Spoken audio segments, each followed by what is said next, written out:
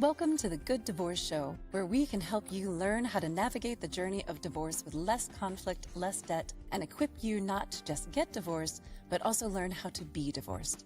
Your host, certified divorce coach Karen McNenny, shares her wealth of knowledge, gets advice from other relationship experts, and interviews couples who learn how to have a good divorce, so you can too. Now here's your host, Karen. Hello, listeners. Thanks for joining me here today on the Good Divorce Show. I am Karen McNenny, your good divorce coach, and we're going to do something different today. As you know, I'm usually talking with couples who've come out the other side of a good divorce, children, adult children of divorced families who have had a good run of it, and certainly professionals who want to help you in your divorce experience. But I believe that there is a cautionary tale that we really underestimate, myself included, as a divorced mother, about how the decisions and the behaviors, particularly in the early years, the foundation that we build for the family, how that affects the kids. And I think we just underestimate it. And a lot of times we brush it off like, kids are tough, they won't remember, they're resilient. So today I have asked a guest to come on the show to share a cautionary tale.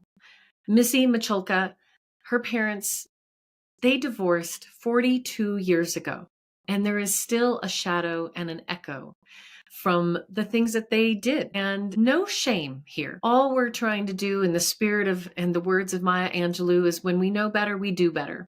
And here on the Good Divorce Show, we're just here to educate so that you do know better and that you can make different choices. So welcome to the show, Missy Miculka. Thank you so much for having me here today, Karen. And thanks for agreeing to share your private and precious story as a child of divorce. And I think we'll just start at the beginning and give us a little bit of context of kind of the shape of your family. Were there siblings? How old you all were? The house and the spirit of the family before this pivotal moment happened for each of you. Okay. Well, I was pretty young, so I don't have a lot of details about the before, but I was about 6 or 7 when my parents divorced. I was an only child. But if I can back up just for a second, because I kind of want to talk about how we came together, because I think it's an important part of this story. That's great. Karen and I met through some mutual friends, and she told me what she does, and I was intrigued. And so I immediately went home and listened to every podcast I could get my hands on that she has recorded. And I found myself in the first episode just crying 3 times. And I was like, oh my goodness, this is touching some really deep parts in me that are still healing from the divorce that happened 40 some years ago. So listening to you talk about a good divorce was healing, because I am the child of a bad divorce, not bad people, but a bad divorce. I love both of my parents desperately. But this brought up for me so many feelings that I didn't even know I was allowed to have, and things I didn't even know that I wish I had or not had happen during my parents' divorce, and as an almost 50-year-old woman. So I just think that your message and the way that you're talking about divorce is really helping people to heal from the long shadow of divorce, as you call it. And I think that's a really appropriate term for it. So yeah, my background, it was ugly. There was lots of fighting, lots of crying, lots of driving off in anger. And I could feel it, even though my parents tried to keep it from me, but it has a way of permeating a young child. Yeah. I just want to say thank you, Missy. Yeah, of We're course. celebrating the good divorce movement, and it is Yes. a movement, and there are many pioneers around the country that include lawyers who no longer want to litigate, and they become divorce coaches and mediators, and therapists who want to help people after couples counseling makes it clear, and child life specialists and therapists. So there's a gang of us out there disrupting the divorce industry as we've known it. And like you said, I didn't even know there could be a different way. So we're here to really broadcast that. And I'll add, as Missy and I were getting to know each other, what peaked on my end of the conversation is Missy she's a menopause midwife, working with men and women through the hormonal changes during a period of time where a lot of divorce also tends to happen. And do you find a correlation there? I do. I do. I've looked up the data and it does show they call it gray divorce, and there is definitely a peak. I don't have the numbers with me today, but there is definitely a peak at that time, when the kids are in their teens and then people are going through perimenopause and going into menopause and menopause, because that is a thing. We find that there is a spike in divorce. And so sometimes hormones play a very large role. And so if people need help with that, please add that in as a piece of your team that's going to help you have a good divorce or figure out how to stay together. And this spirit of team, it goes beyond a lawyer. And Yes. I'm here to say we need the wisdom of lawyers. We need their skills and knowledge Mhm. around the law. But generally speaking, I think their participation, their role in divorce is oversized. It's supersized. Mhm. We need to right size it and build out that team, which are financial support folks, real estate agents. Maybe it's a tax attorney. It's a coach. It's a consultant like myself. Folks like Missy, who not only can help you with your hormones, but if you're in Missoula, Montana, she'll put you on her massage table and give you a whole nother part of wellness and self-care during this time. Just will you let people know where they can find you professionally on that side of your professional life before we dive into your childhood? Yes, absolutely. So they can find me. My website is ohm406.com. And I do my own podcast called The Menopause Midwife. You can find it anywhere else you find your podcast. I'm also on Instagram and I post fairly often. It's called My Menopause Midwife. And I do little bits of things that, you might be able to watch and find out the best way to use estrogen in your body if you want to, or on your face. So all kinds of fun things. And then you can also find me at on TikTok at the Menopause Midwife. So I'm on Linktree, so you can find me all over the place. Wonderful. And we'll make sure to reiterate that before we say goodbye today, and it'll be in the show notes. Thank you. Such a wonderful resource. Thank you. So going back, I want to start with this phrase of kids are resilient. They'll be fine, even to their faces, like, it's okay, it's okay. And, I often say, like, don't gaslight your children Hmm. out of their emotions. Big emotions are happening. And I think sometimes, I'll speak from the parent, the divorced mom, that we have a guilt and we don't want our kids to be damaged and hurt and sad by all of this. But the reality is they are. So can you go back into your own reserves of memory and when you might have heard those things? And again, speaking right to the heart of parents before, during, after divorce, what they should be thinking about around language and the emotional experience of their children. Definitely. I can't think of anything specifically. I think because I was so young, and I think that I have maybe stuffed some of those memories. And I just, frankly, I was kind of surprised as I've been thinking about this. I don't have a lot of memories from that time. I have brief memories, and they're not super pleasant. And so I think maybe my brain and my emotions were protecting me at that time. So what I did do though is I kind of wrote my thoughts down. So if you don't mind, if I'll kind of share my first number one cautionary tale with your listeners, if That would that's be okay. great. Lay it on. Okay.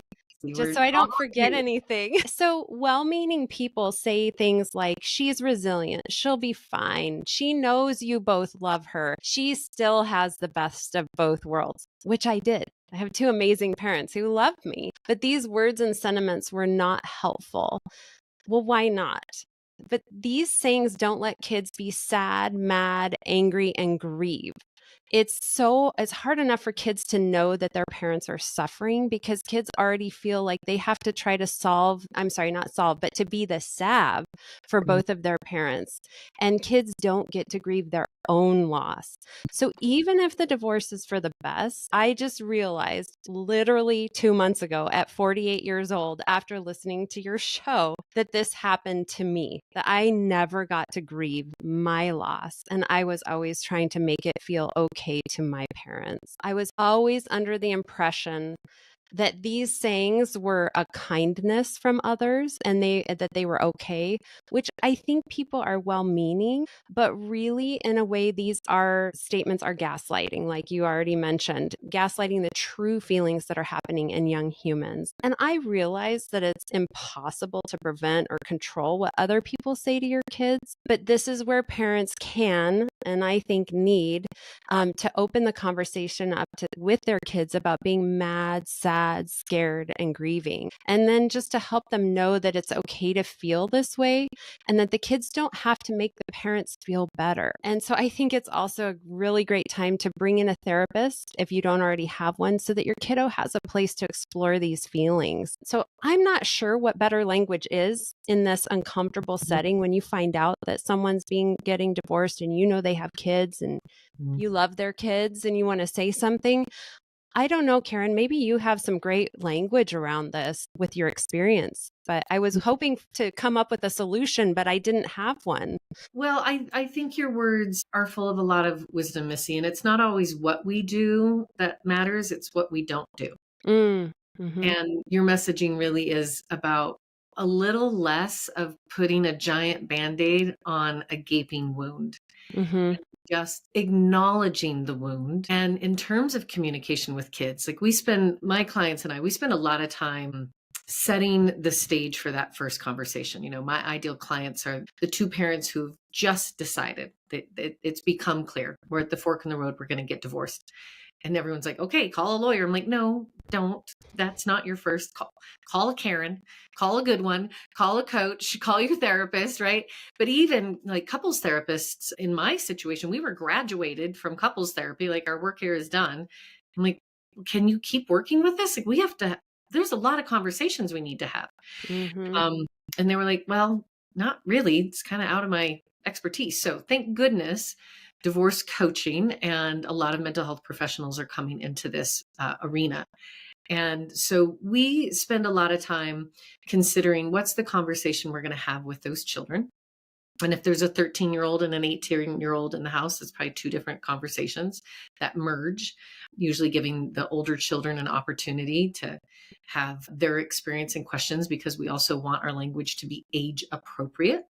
So that's something to think about. You know, I might say to my 6-year-old, you probably have noticed mom and dad are just grumpy a lot. They're just grumpy with each other. Yeah, you guys are really grumpy. Whereas a young adult child, right? I'm not going to burden them with everything under the water, right? But I would probably use more direct language that is age appropriate to them. And realizing that this is not a one and done conversation. And maybe, you know, it sounds like even the moment that your parents were telling you, Missy, might be clouded. Like, was it a moment? But it's not one conversation. And especially when you start to become a two-home family and children are living in these two different habitats, that you check in regularly. Mm-hmm. How's it going in two homes? Do you have what you need? What could your, mom and I do differently? Mm-hmm. Do you wish the schedule were different, right? Like, so it's not just something that's happening to them, but it's something that we're doing with them. And it allows them to have agency in this experience, and that they know there's a mechanism for feedback. Because I think you're right. Sometimes kids, like the parentification is what we call it. Like, I can't be sad because my parents are sad and I have to just put up with it. And it doesn't matter whether or not I want to transition on Sunday night because I'm in the middle of building a puzzle in my room or a fort in the basement. I have to go. And when do you know it's safe to just be able to express those things to your parents? And then for the parents to know that it's in the best interest of your children to be flexible and to hear. So maybe you have some thoughts or response to that, Missy? Well, I just think you just responded to it beautifully. And it just brings up that little girl inside of me. Like, I wish that she had had that opportunity to be not what you called it, parentification. Yeah, Is that? you end up parenting your parents. And even though they're both very mature adults, but they didn't have the tools or the help to be able to go through this in a better way either. And so I know that they were doing the best that they could at the time. But it doesn't mitigate the mess that it made afterwards. And So, what you carry through your life and through your relationships. So this is something I really emphasize with clients is how you move into this renovation, right? Not a destruction, not a tear down. We're renovating your relationship. Marriage is done, not your relationship. That's probably the biggest thing I repeat all the time. And so in that process, making sure that we don't put adult things on the kids, even when they start asking, well, where am I going to live? And do I get to go on the same bus? And will I see my friends? And will I have, and then the right answer is like, you don't even have to worry about those things because those are adult worries. And you still have two adult parents. Those are parent problems. And just like we have before, we're going to continue to take care of the parent problems. So we actively alleviate that burden from the children. So that, like you said, you ended up being kind of the salve. I just kind of see this like nice lotiony, I got to keep everybody happy. And as only child, oh my goodness, kind of the isolation in your story as the child. Were you moving between your parents' homes? I did every Thursday with my dad and every other weekend with my dad. And that was, when I was younger, it was okay. As I got older, it got really tough for me because I was a teenager and I wanted my favorite jeans, but I forgot to pack them, or they were at mom's house, or they were, and so that got tricky for sure. And I definitely wanted to be with my dad, but I didn't want to stay the night anymore. And I remember that really hurt his feelings. And so I think that went on longer than it should have because I was not wanting to hurt his feelings. Right.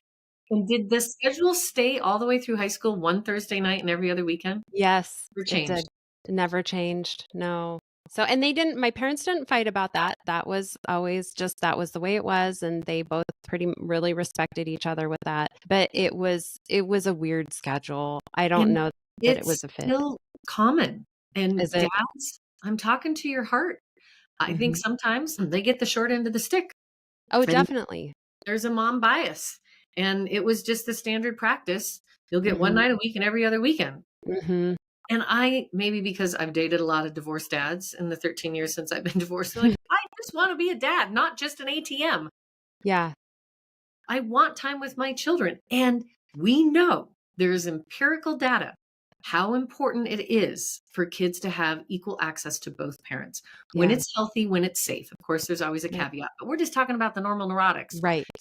Like my family. And I recently was working with a family who, again, the child said, I will see you. We have activities. I'll come for dinner on these nights. We'll do homework projects, but I do not want to schlep my stuff around anymore. It just needs to be in one place. My own children, post COVID, we went from 1 week. They came to us and said, can we do a 2-week stretch? Just so we feel like we can land. And when my daughter went off to college, her younger brother's like, can I do a month at a time? Because I built this amazing computer system, and in order to like take it apart and put it back, like it has to be worth it, if you will. Yeah. And again, these parenting plans are written, and we think that there's some kind of parenting plan police out there checking off the Thursday night and you're in charge, parents. Right. You can liberate that parenting plan. It only exists if you can agree, or if someone goes off course in a way that it wasn't the agreement. The best parenting plan is the one that goes in the drawer and never gets referenced again. Yeah. Because it's just a legal document for grownups who can't be grown up. Yeah, it's so interesting to me and I just want to touch on for a second what you said about the dads. Like, I know that my dad feels ripped off from time with me. Yeah. And I think what that did was it kind of created a little bit of a wall between he and I, because he had to protect himself from his sadness of not being able to see me as much as he wanted to. And so I think that it created a lack of connection between he and I. And that wouldn't that right. And so that kind of exists to this day, and it makes me really sad. And I think it makes him really sad. And it's not that we don't love each other, but we didn't get a chance to like you said, land together. So he never really got to parent me. Like he was just like the Disneyland dad. I mean, he wasn't. He was definitely involved and cared, but he didn't get a chance to establish, I don't even know what it is, maybe routines with me that were meaningful. Well, even again, that school week, every day, packing the lunches, sending you off, homework afterwards, and having those bonding attachment, moments. And we talk a lot about attachment and attachment theory in divorce. And what can happen is that when healthy attachment doesn't happen in childhood, that starts to play out in our adult life relationships. And we either get really anxious attachment style, maybe, or avoidant attachment style, because either I'm afraid no one's ever going to be there and we grab, or I don't trust anyone's ever going to be there. So keep your distance. Very simplified. That's one of the things that can happen. I don't know if you recognize any of that in your own life or anything you'd want to share about, again, the echo of the divorce experience in your adult life. Oh, absolutely. The echo is there. And it's something that my husband and I work through with our therapist, because I feel that maybe I'm going to use the word rejection. I think because I don't think it was meant as rejection, but I think it feels like rejection as a child.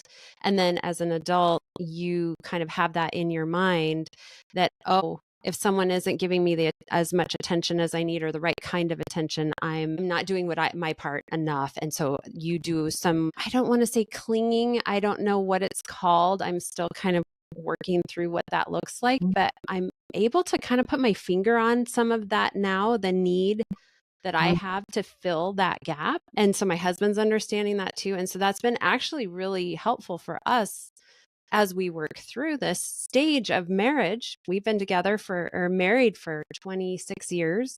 Yeah. For 25 years. I can't remember. It's a lot of years. Mm-hmm. And everybody goes through an upheaval in this time. And so us, like everybody else, is working through some stuff, some renegotiation, some reevaluation of what our relationship looks like. And this has really come up for us, for me, especially being a child of divorce.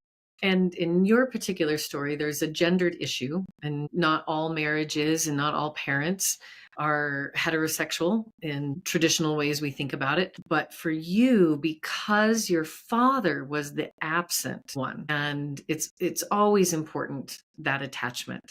And fathers and daughters. So it seems completely natural and normal that as you then build a relationship with your husband, that again, you didn't have that same sort of practice and stability and foundation and trust and all the things that come when you do homework together every day, when you're telling the stories at night, when it's the morning and you're crabby and you have to push against, like, all those rites of passage and those stages of development that come through the parent child experience. And it's one thing to have a completely absent parent, but it's another to have really not even a part-time parent, an occasional parent, and how a child tries to wrap their head around that. And it's a shift now. That's not as common, that dads just automatically get their one day and their weekend. And I certainly don't support that as the default. Yeah. And good for you. It seems like there's so many better ways to do it for the long term, and to get those rites of passage with, and events that happen during a normal day and a normal week. Before we head into our break, I want to go back to this, when the child has to be the grown-up, when the child has to care more for the parent. And you talked about your dad's sadness that maybe you can see now. And of course, that can be projected onto the other parent, the resentment and bitterness, even if it was decided by the courts, even if this was just how we used to do divorce, which is bad. Really, there's and it impacts society. It isn't just this family. It's now you, Missy, as an adult woman and a wife and a mother and a professional and a businesswoman, right? This is why we need to get it right and do it different from the ground up. And I just wonder if there were other moments, and if there aren't specific moments, but that sense of how you had to care, and you spent more time in your mother's home and being protective or being well behaved. How did it show up for you in that I maybe being expected either internally or externally to be a little bit more grown up than my child self. I didn't have permission to be. Oh, wow. That's a big one. I could dig on that one for probably a while, but I was a very well-behaved child. I did not ever rock the boat, even if I wanted to. Um, and so I think that, I had to wait a lot at appointments or this or that, and waiting for in between going from parent to parent.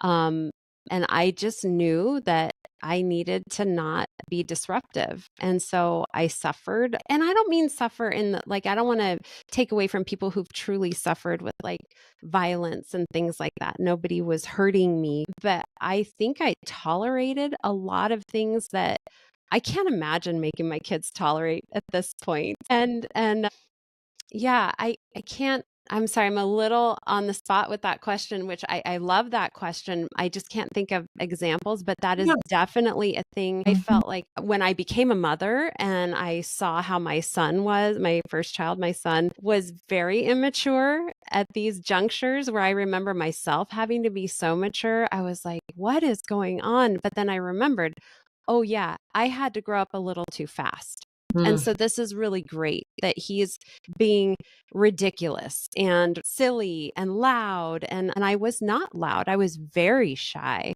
which people who know me as an adult would kind of giggle at that. But when I was little, I was very, very shy. And I think it was my way of kind of protecting myself, keeping myself quiet and well behaved, so that my parents didn't have to deal with more, problems.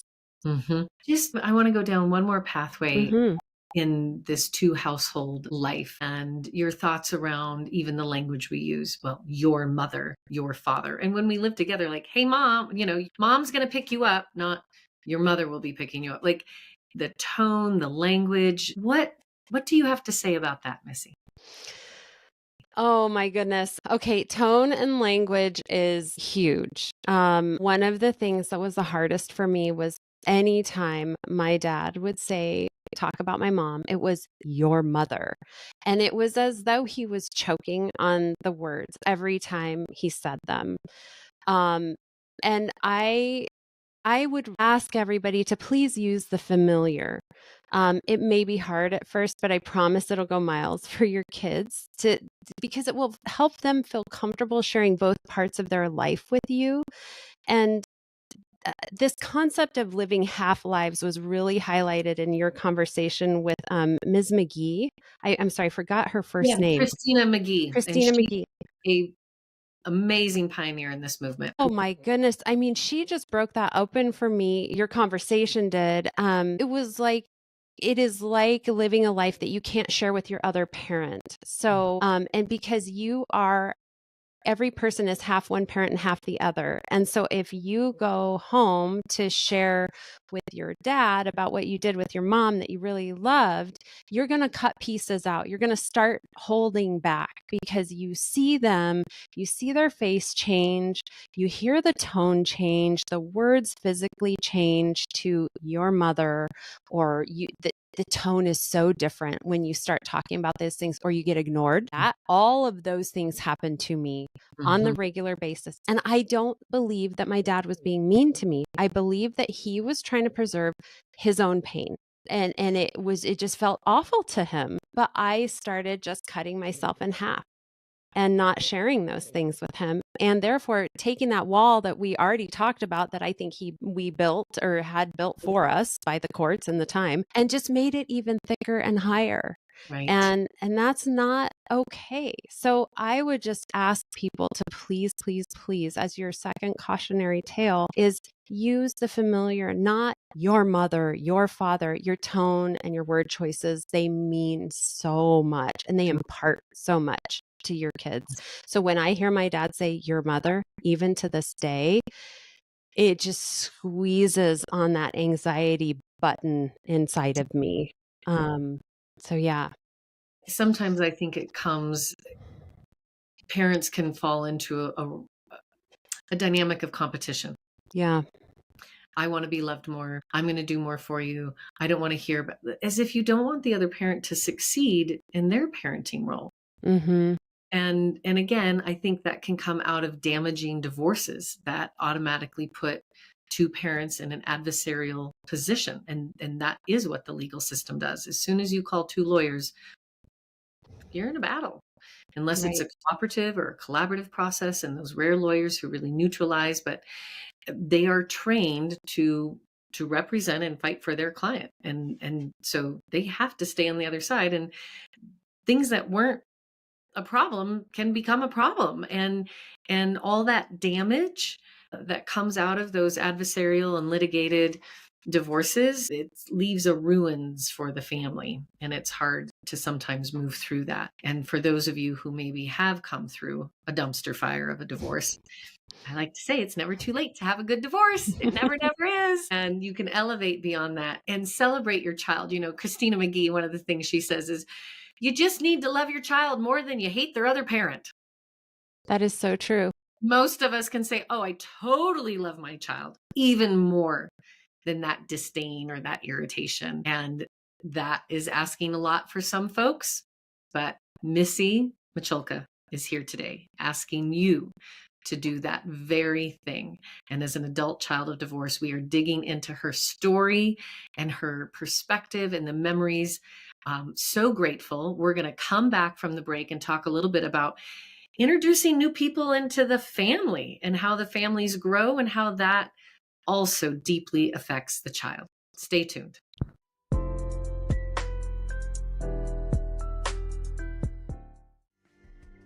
Are you thinking about getting divorced? Before you call a lawyer, call the Good Divorce Coach, Karen McNenny, a certified divorce counselor, co-parenting specialist, and mediator. Karen's signature Good Divorce experience will guide you through your divorce journey from the day you make that difficult decision to the day the decree is signed, all for a predictable fee. The Good Divorce Coach will teach you and your partner how to get divorced and be divorced with less conflict and less debt. Visit thegooddivorcecoach.com to get in touch with Karen.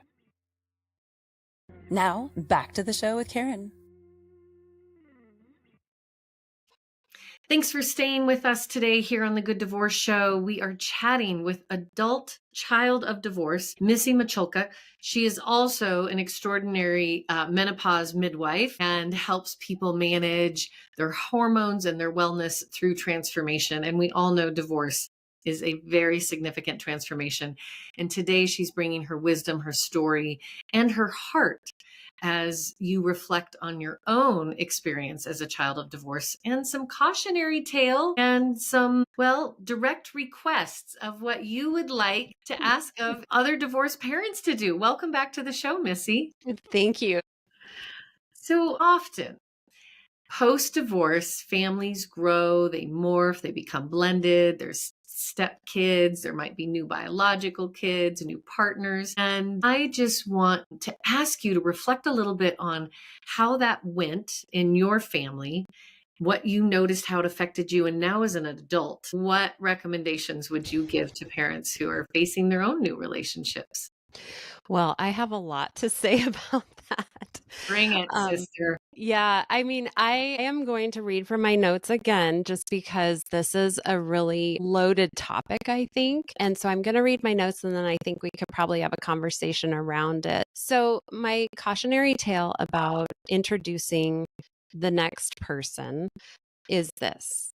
In most cases, don't date and introduce or marry quickly. And for God's sakes, when you do introduce them, if your kid or kids does not like the person, please listen to them. Your kiddo, they might have a sixth sense. I did. My mom was in another relationship before the divorce was final, and I did not like the man. I told my mom and I told the man. She married him anyway, and it turned out he was a narcissistic, abusive human. And he's still that way, mostly emotional, but occasionally physical, not to me, but to my siblings that came on the scene. So my mom and him had 5 kids in 7 years after they got married. So not only did I gain a stepfather who I did not like at all, I got 5 siblings who I love to pieces, but that's a lot of change. So, Goodness. You might say, I can't let my kids decide who I get together with, or who they don't get to choose who I love or whatever. I guess I would just say I kind of disagree that kids are really smart. And if you're bringing someone into the home, I think they need to feel safe and comfortable too. And truly, I only ever wanted my parents to be happy. I think a lot of parents say, oh, well, my kid won't like anyone that I bring home. I don't think that that's true because both of my parents now are finally married to the loves of their life. And it makes me so happy for them. It really, truly does. So, Karen says, in her Good Divorce Show suggestions to wait at least 6 to 9 months before you even introduce someone. And I think that is such good advice because this time frame clarifies a lot of things. It's a good distance away from the trauma of the initial part of the divorce, and it's a good distance away from the butterflies of a new relationship. So it seems like if people take this bit of time getting to know themselves before jumping right back into a relationship, they might make better choices and not repeat some of the same mistakes as previous relationships or make other really big bad choices, excuse me. So I honor and love your recommendation to people about this. And I think it's tough because sometimes the reason people get divorced is because of infidelity. And then there's that relationship that's already there. And then people move into that relationship as their next marriage. And boy, Mom. that like my mom. And that is just fraught. And I don't know that that goes well very many times. My training as a therapist is spinning around the importance of one thing ending before another thing beginning. Yes. To fully grieve and push through that. And you so wisely said, it's valuable because you're just coming out of a relationship that did dissolve. So don't get back on the same merry-go-round. And if you're quick to the draw, chances are you haven't done that reflective time. And I'm going to yes and on time frame. I actually recommend post-divorce, you wait 12 to 18 months before you lock into a long-term relationship again. It takes about a year, that year of all the firsts, to go through grief, to reorient, to financially find your footing, for the kids to adjust to this new lifestyle, right? Don't change too many things at once, and a lot has already changed. So there is a therapeutic wisdom in waiting 12 to 18 months. Now, a girl's got to eat. So there might be, and I talk about the divorgasmic era, post-divorce, when you're like, oh my gosh, I'm going to date again and I'm going to sleep with other people and I never thought I would, and I'm out and I've got freedom. And sometimes that's how it goes. I have no judgment about any of that. I'm just giving you the caution that that isn't necessarily the time to double down on another long-term relationship. And then when you start a relationship that you really like, this is going to stick, whether that's 5 years post-divorce. I'm 13 years post-divorce. My children have been introduced to 2 people that I've dated in that time. And I did take a long chunk of time, but the recommendation is once you start a long-term relationship that you wait 6 to 9 months to introduce the kids to that person. Otherwise, you start getting a swinging door. Potentially. And again, the biology and the data will show us that there's this wonderful flood of love drugs. And it is, you are a drugged up person when you are falling in love. And it's fabulous and there's nothing like it. But we can't fully trust it until we move into that next phase of what is the reality? Are we compatible? Are we compatible with our kids? And when you date someone, you don't just date the person, you do date their children and vice versa. And you're going to weave together a life again. That compatibility matters. So making sure that it's going to stick, making sure that it's solid, because again, what can happen is you can screw up the attachment style of your children. And you're falling in love with someone and they come on the scene 3 months in and they bring their kids and everyone starts attaching. And then at 6 months, you see the writing on the wall and you break up. And now the kids are also in the breakup with that person and those other children that they might have started to already build a sibling bond, and off they go, and then rinse and repeat. And there are families and individuals who do a rinse and repeat, and they think, oh, it's just me. I'm just dating and it's not a big deal and it doesn't matter. Heavens, it matters, because that's attach, detach, attach, detach. And that cycle, once again, can really lead to either avoidant or anxious attachment styles. And then there's all sorts of commentary about how you introduce. And that, I call it the drip, drip, drip cascade. Not first introduction at the dining room table and they're going to spend the night. There's other ways to ease into, like you did. And maybe you're the person, you've been dating them for 9 months and you're deep in. Well, it's a fresh start for your kids. So how did you begin that dating? Probably a cup of coffee, a dog walk, right? A phone call, very slowly trickling in. Tell us about you mentioned these 5 siblings. Mm-hmm. Whether or not they were also, they were biological children. So then those parents divorced. And then what happened to those relationships? It sounds like an interesting family tree, Missy. I guess that's kind of what I It's, want you to draw out yeah. for us and how that has impacted your life. Well, interestingly, so the man that my mom married and had my siblings with, he had left 4 children from a previous marriage. So I have 4 step siblings that I've never met. And then I had my 5 siblings, half siblings that I had after he married my mom. And then they divorced when I was about 19. And so my siblings are children of divorce. And then he never remarried. He is currently living with my oldest little brother. But yeah, He's still in the picture. Yeah.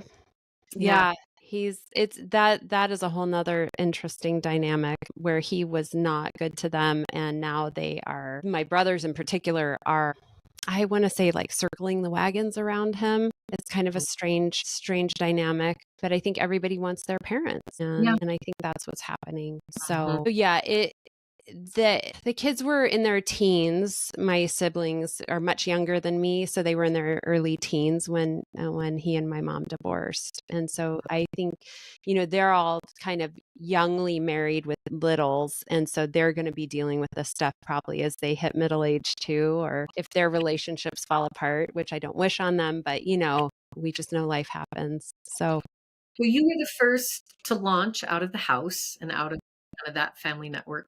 What was your launch? Was it school, an apartment, far away? I've watched my kids launch, and my daughter, they went from kindergarten to college, and her dorm room was the first time she's like, I live in the same place every day, every week, all month.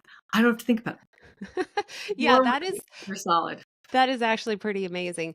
I launched straight into renting a room from a friend's mom and that lived nearby, both of my parents. And I went straight into a midwifery internship and apprenticeship. And so I was super busy, didn't really think about any of this stuff at all. And, it's funny that you bring that up because the woman who I rented a room from, I'm going to do a little shout out to Chelsea McGraw because she gave me one of the biggest gifts of my life. I'm actually going to get all teary. She invited my parents to come to her house when I turned 20 and have dinner with me and her.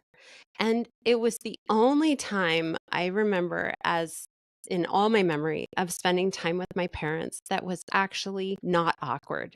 Somehow she was able to orchestrate that for me. And to this day, obviously, it creates a lot of emotion because it was really special. So sorry, I didn't expect all that to come up, but yeah, it was really a special moment. They were in my home and they behaved themselves, and it was really lovely to have them to myself. I celebrate these big emotions because parents that are listening right now who think it doesn't matter, or are going to bring the pouty, pissy attitude to the birthday party, or just not show up, or not sit together in the bleachers. Like, again, to what end? Because those actions and choices and behaviors, they are still with you. Yep. One 20-year-old birthday memory of your parents being together and it being about you, not about their relationship. Yeah. That's what we're talking about. Are there you have some thoughts about this and the kids becoming uncomfortable. And I want to go back to these beautiful written thoughts that you brought to the podcast today on this topic of how you have to rise above your own personal pain as a parent to just be the parent. Yes. Yes. I think that I like to say, please don't ever make your kids uncomfortable when you are around each other. I really don't care as an adult now how uncomfortable you are as another adult. It's really up to you, both of you adults, to put on your best show. Even if you have to fake it till you make it, this is for your kids. So be kind, be polite. And like I said, I had this one memory, but to this day, in any other circumstance, if my parents are in the same room, I have intense anxiety. My dad is super cold and awkward, and my mom overcompensates trying to be super nice and friendly. So it's still a mess. I just wish they could be genuinely polite with each other. And that meaning that my dad doesn't have to remind my mom that he's still mad at her 40 years later by being grumpy and awkward with her. And my mom doesn't need to try to be my dad's best friend to smooth it all over. So, I'm still grappling with all of this. And I think what you said with the other guest, that, you have to love your kids more than you hate your ex. Yeah. And those are such words of wisdom. And again, you are 48. Your parents divorced at 6. And those experiences still are raw inside of you. And there is still a wound because of those choices. And the other thing we talk about is the child is a part of both of you. They are a biological phenomena of both parents, and they love both of you. Say more about giving permission. You talked a little bit about, I want to be able to celebrate my whole life in both houses. I don't want to have to compartmentalize all the time to protect their feelings because they're going to be pissed that I had a great time with dad over the weekend, right? But why it matters to the child who identifies with both parents. I think it matters because it's a cutting in half of yourself. And you start like censoring yourself around your parents. And I think, when you become a teenager, you censor yourself all the time just because you're a teenager, and that's how that natural process happens. But when you are a child of divorce and at a young age, and I was only 6 or 7, I started censoring myself very, very young. And I feel like even to this day, sometimes I'm like, oh my gosh, I never told my mom that, or I never told my dad that. And they'll be surprised to hear a story from me. And it's because I hid it, because it was a censoring. And I think that maybe, and I'm just kind of thinking about this now on the spot, is that I'm wondering if I censored more than I even needed to, because I just didn't have the awareness or the maturity to know what to censor and how much. And so maybe I censored more. And my parents could have been more in tune with me if I had been able to feel like I could share more with them. Absolutely. And parents that are listening, it's one thing, here's the child who's trying to figure out, what can I tell? What can I not tell? How is it going to affect them, right? We always say we don't want the child to be the mediator, the negotiator, the go-between, the spy. Like, it is not their role. But you, as a parent, can go to the child and say, I heard you had a great time with your dad this weekend. Tell me all about it. Or I heard you had a great time with your dad this weekend. Anything you want to share? And that automatically is giving permission to the child to know it's safe. They're curious. They want to know. They're not telling me they don't want to know. They're actually taking the lead to show the child the path to non-censorship. Yes. And I think one little caveat to that I think some people could fall prey to, and I think they really, if they do feel like this is them, they might have to really dig deep inside about when they ask. But some parents are mining for information. Digging. Yeah. Yep. And that kids can feel that. And so I just want to caution against that too. So your intention is very important and your tone. Kids are so intuitive. And I think we dumb it out of them as they get older, but really honor your kiddos as people who are paying attention. They know, they feel, they just don't know what to do with all those big feelings. Yeah. And so, And yeah. actually giving them language. Yes. My wise daughter, Sophia, called me out when I was on a rant about dad. And she's like, you know what? I just don't even want to hear it. I don't like it. And I appreciate that we have a trusting, open relationship. And again, the conversation about being a two-family household has always been alive and active. We don't act like it's not what we're about. It's how our family's structured. So how do we become a learning family in that process? And then they grabbed hold of the phrase. If I said, so is dad such and such and such? Hey, did dad such and such and such? You'll say, sounds like a great question for dad. Oh, I love that. Just sidesteps it completely. She does it when I ask about her brother too. Sounds like you should ask Patrick that. Like we talked about triangulation as something that can happen across two homes. When you educate, again, we don't know how to do this. This is why the Good Divorce show exists and the Good Divorce experience. And I tell my clients, okay, now we're going to go to divorce school and I'll graduate you. And hopefully you'll learn how to be a divorced family. Lawyers will get you divorced. There is a whole movement of us trying to help you learn how to be a healthy, thriving divorced family. And one of those things is educating everybody around triangulation and how you can get caught in it and the damage that it can do. And for those of you not familiar with that phrase, really think of a triangle and mom and dad are on 2 points and the child's on another point, and either the kid will start playing you against each other, which can happen during intact family living, right? But there's children who will flex that power because they know their parents are not unified. So they'll play them against each other. Or we know that it's so broken between the parents that the child ends up being the bridge, and that bridge might not look or feel very good. Giving education, giving tools, giving permission. These would be the things that I would hope you would take away from Missy's experience, such a raw confession of a child of divorce. And as we wrap up, Missy, I'm wondering if there's anything we haven't talked about that you want to say to the parents listening, an umbrella message and caution, point them in the right direction. Oh my goodness. If you can work with Karen, if you are going through a divorce and you can have her help guiding you through this, I would just say, please do, because this is something that I think it's money. Oh, I'm sorry. My dog's just, somebody just came to the door. Keep the dog on the show. We love the dogs. But I would just say this is like the money spent and the time spent will literally help your child as they get older and have their own relationships. And so whatever you're showing and doing right now to your kids, to your ex or soon to be ex, and I actually even hate that word because I think it X's people out of your life. So your former partner or the partner that you're separating from. Or their name. Or their, whatever their name is. Yeah. My first husband. Yeah.